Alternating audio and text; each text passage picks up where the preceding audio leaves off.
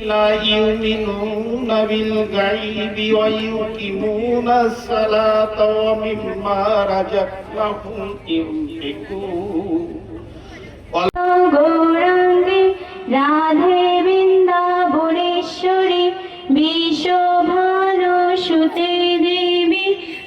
সরকারি কার্ড দিয়ে আমাদের হলো একটু উপকার হয়েছে যে ওই চাল পাই, তাদেরকে ফুল দিয়ে শুভেচ্ছা জানানো হয়, স্বাগত জানানো, সবাই তালি। এটাই সাধারণ মানুষের। আমি স্যারকে ফুল নির্বাচনে আমার আমার নাম হলো আব্দুল সামাদ মোড়ল। এই যে আমরা টাকা পাই, আপনার এই 22 টাকা পাচ্ছি। আমাদের মাঝে প্রধান অতিথি হিসেবে উপস্থিত হয়েছেন সেই আমাদের সাতক্ষীরা জেলা ডিসি মহোদয়, জেলা প্রশাসক মহোদয়। আমাদের মাঝে উপস্থিত হয়েছেন পুলিশ সুপার মহোদয় স্যার। ত্রয়োদশ জাতীয় সংসদ নির্বাচন ও গণভোট 2026 উপলক্ষে ভোটার উদ্বুদ্ধ করানো সচেতনামূলক নারী সমাবেশের সম্মানিত সভাপতি, উপস্থিত এই অনুষ্ঠানের সাতক্ষীরা জেলা প্রশাসক মহোদয়, যিনি এই সাতক্ষীরা জেলার প্রথম নারী জেলা প্রশাসক। আমরা সৌভাগ্যবান যে আমরা এমন একটা মুহূর্তে ওনাকে আজকে এই অনুষ্ঠানের প্রধান অতিথি হিসাবে পেয়েছে, জনাব আফরোজা আক্তার। আমরা আরো সৌভাগ্যবান ব্যক্তি যে আসলে এরকম একটা মুহূর্তে আমাদের সামনে এই ইউনিয়ন পরিষদকে ধন্য করেছেন সাতক্ষীরা জেলার পুলিশ সুপার মহোদয় জনাব আরএফএন জুয়েল বিপিএম। আমাদের মাঝে উপস্থিত আছেন, আপনারা ইতিমধ্যে দেখেছেন, স্যার কয়েকবার আসছেন, যিনি আসলে এসেই ইউনিয়নের বিভিন্ন প্রান্তে বিভিন্ন সমস্যা নিয়ে আসলে সময় দিচ্ছেন। আমাদের উপজেলা নির্বাহী কর্মকর্তা জনাব তারেক হাসান উপস্থিত আছেন, যিনি আসলে যোগদানের পর থেকে আসলে আইন শৃঙ্খলার একটা সুন্দর অবস্থানে রেখেছেন। থানা উপজেলার অফিসার ইনচার্জ জনাব শহীদুল আলম হাওলাদার উপস্থিত আছেন, যিনি পরিচালনা করছেন।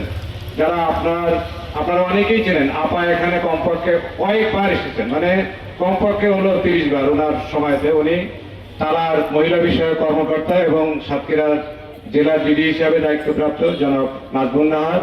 উপস্থিত উপজেলার বিভিন্ন দপ্তরের কর্মকর্তা কর্মচারীবৃন্দ, সাথে উপস্থিত আমার সহকর্মী ইউনিয়ন পরিষদ সদস্যগণ, উপস্থিত আমার ইউনিয়নের প্রাণপ্রিয় আমার যারা ভোটার মা ও বোনেরা, ভাইয়েরা, আসসালামু আলাইকুম। বললাম স্যার কত লোক হলে হবে তাৎক্ষণিক 10টার পরে? উনি বলছিলেন 300-400 লোক হলেই হবে ইনশাল্লাহ। তো আমি ওই রাত্রে আমার সব মেম্বারদের সাথে যোগাযোগ করে স্যার মনে হয় 500 চেয়ার পাঠাইছিলেন, আমি আরো 200 চেয়ার নিয়ে আসছি। তো আসলে আমি মানে স্যারকে ধন্যবাদ জ্ঞাপন করছি এই কারণে যে জেলা প্রশাসক মহোদয় এবং পুলিশ সুপার মহোদয়কে একই সঙ্গে আমরা এই ইউনিয়নে পাবো এরকম একটা মুহূর্তে, এই কারণে আসলে আমি চেষ্টা করেছি এবং আমরা এই কারণে ওনাদের প্রতি কৃতজ্ঞতা জানাচ্ছি ইউনিয়নের বাসীর পক্ষ থেকে। আমি কৃতজ্ঞতা জানাচ্ছি আমার টিমকে, আমার সকল ইউপি সদস্যকে, যে যারা আসলে বলার পরই তাৎক্ষণিক একটা মানে ব্যবস্থা করে দিয়েছেন আমাকে সহযোগিতা করে। আমি তাদের প্রতি ধন্যবাদ জানাচ্ছি।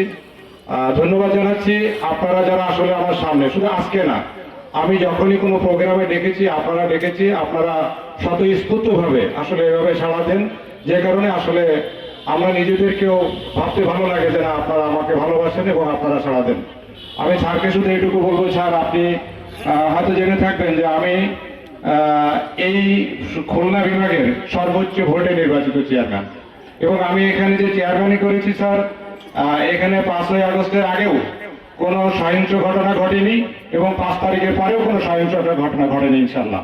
আমি যখন চেয়ারম্যান ছিলাম আগে থেকেই এখনো আছি, এখানে সকল দলের যারা নেতৃত্ব দেয়, বিএনপি, জামাত, আওয়ামী লীগ যাই বলেন, আমি সবাইকে এখানে চেয়ারম্যানই করেছি। আমি এখানে কোনো দলবাজি করিনি, যে কারণে আমার মনে হয় সকলেই আমাকে এখানে সহযোগিতা করেন এবং 5ই আগস্টের পরবর্তী কোনো ঘটনা এখানে ঘটেনি। তো শুধু তাই নয়, আমার যারা এখানে ইউনিয়ন পরিষদ মেম্বার আছেন, আপনি হয়তো জেনে দেখতে পারবেন যে আমার পরিষদের একজন মেম্বারও কোনো চেয়ারম্যানের বাইরে নয় বা আমাদের কোনো মনোদ্বন্দ্ব নাই। আমরা যখন কাজ করি সকলে সম্মিলিতভাবে একসাথে কাজ করি, যে কারণে মানে কোনো কাজ করতে আমাদের কোনো কষ্ট হয় না। আজকে এখানে যারা উপকারভোগী আছেন, স্যার আমি চেয়ারম্যান মানেই আপনি জানেন যে সারা বাংলাদেশে মনে হয় যে চেয়ারম্যান মানে এখানে কিছু অনিয়ম, দুর্নীতি, এরকম কিছু বিষয় থাকে। আপনি এখানে জেনে রাখবেন আজকে যারা ভাতাভোগী আছে, আমি চেয়ারম্যান হওয়ার আগে এখানে একটা মানে চিন্তা ছিল, বা চেয়ারম্যান হওয়ার আগে আমি সবার কাছে ওয়াদা করছি যে অন্তত আমি কিছু করতে পারি আর না পারি, এই যে কার্ড করে জনগণের কাছ থেকে টাকা নেওয়া এবং তাদের সেই টাকার বিনিময়ে কার্ড দেওয়া, এইটা স্যার আমি 100% আমার ইউনিয়ন থেকে আমি আসলে দূরীভূত করতে পেরেছি। এই ইউনিয়নে একজন ভাতাভোগী বলতে পারবে না যে আমি কারো কাছ থেকে একটা কার্ড নিয়ে মানে টাকা নিয়ে এই জায়গায় এই ভাতাভোগী নির্বাচন করেছি, এরকম কোনো সুযোগ স্যার এখানে নাই। আমি এটা দায়িত্বহীনভাবে বলতে পারি যে কেউ মনে হয় বলতে পারবে না এবং এটা হয়নি। আর স্যার আমার আপনার কাছে দাবির কিছু নাই।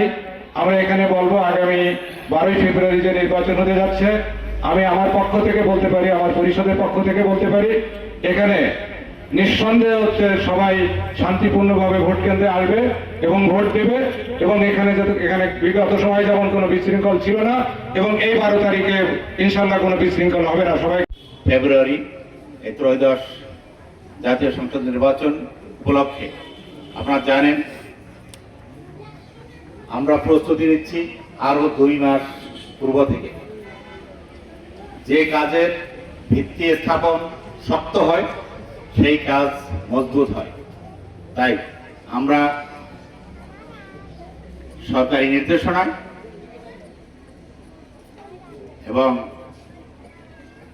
নির্বাচন কমিশনের নির্দেশনায় আমরা গত 2 মাস পূর্ব থেকে এই প্রস্তুতি গ্রহণ চলছে, এখনো অব্যাহত আছে। আমারও খুব বেশি দিন থাকবে না আসলে, তাই না? আমি সুযোগটা যেহেতু পেয়েছি, আমি দেশের জন্য, রাষ্ট্রের জন্য, আপনাদের কল্যাণের জন্য সেটা কাজে লাগাতে চাই। তা আপনারা আপনাদের কাজ সাথে আজকে আপনাদের জেলা প্রশাসক মহোদয়, আপনাদের পুলিশ সুপার মহোদয়কে পেয়েছেন। আপনারা এখানে আমরা একত্রিত হয়েছে কি জন্য? গণভোটের জন্য, হা না ভোটের জন্য। আমি তাকে পেয়েছি, অত্যন্ত আন্তরিক, একজন জনপ্রিয়, এবং সরকার যে এরকম যে নির্দেশনা দেয় সেই নির্দেশনা পালনে অত্যন্ত তৎপর একজন চেয়ারম্যান হিসেবে আমি তাকে ধন্যবাদ জানাই। না ভোট দিলে বাড়বে নাকি? আর না ভোট দিলে বাড়বে না। বিশ্বাস আজকের এই অনুষ্ঠানে যেমন আপনারা এসেছেন, ঠিক ভোটের দিনও আমার মায়েরা বোনেরা সকালবেলা ঘুম থেকে উঠে আগে ভোট দিতে যাবে, ভোট দিয়ে এসে পরে রান্না বান্না খাওয়া যাবে নাকি? ঠিক তো নাকি? সকালে চলে যাবেন ভোট কেন্দ্রে, একদম 7:30 থেকে রেডি থাকবে সবকিছু, ভোট দিয়ে এসে বাসা রান্না বান্না খাওয়া। পুলিশ অফিসার, আমার ওসি আছে, আমি আছি, আপনাদের নিশ্চয় দিতে চাই, ভোট কেন্দ্রে যাবেন, ভোট কেন্দ্রে যাওয়ার পরিবেশ আমরা তৈরি করব, ভোট কেন্দ্রের নিরাপত্তা আমরা নিশ্চিত করব। আপনারা আমাদের আস্থা রাখবেন, নির্বিঘ্নে নিশ্চিন্তে ভোট কেন্দ্রে যাবেন। যে আপনার ব্যালট ফুরিয়ে যাবে, ব্যালটে হাত দিবে, পরিষ্কার মেসেজ, ব্যালটে যদি কোনো হাত দেওয়া কিন্তু বুলেট ব্যবহার হবে, বুলেট চলবে। সাহস নিয়ে, দেশপ্রেম নিয়ে ভোট কেন্দ্রে যাবেন, ভোট দিবেন, ইনশাল্লাহ সেই পরিবেশ আপনারা পাবেন। সম্মানিত পুলিশ সুপার সহ অন্যান্য অতিথিবৃন্দ, এবং আজকে ইউনিয়ন হচ্ছে তেঁতুলিয়া ইউনিয়ন। এই তেঁতুলিয়া ইউনিয়নবাসী আপনাদের সকলকে জানাচ্ছি আন্তরিক শুভেচ্ছা এবং সালাম। আসসালামু আলাইকুম। আচ্ছা, আপনাদের সকলের হাতে একটা গোলাপি কাগজ দেওয়া আছে, তাই না? ওঠান তো, সবাই ওঠান, গোলাপি কাগজটা ওঠান। আমরা এটা একটা ছবি দিতে পারি আমরা।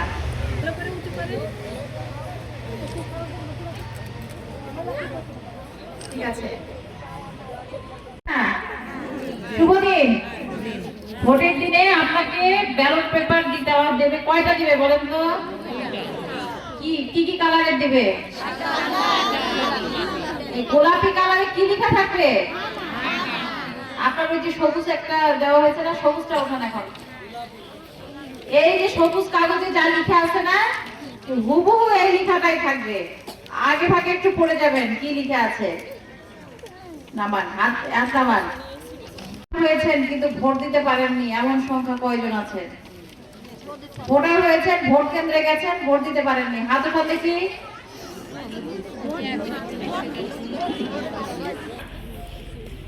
এই দেশ আপনার, এই দেশ আমার। দেশটাকে সুন্দরভাবে গড়ে তোলার দায়িত্ব কাদের? এই জন্য কি বলা হয়েছে, দেশের চাবি কার হাতে?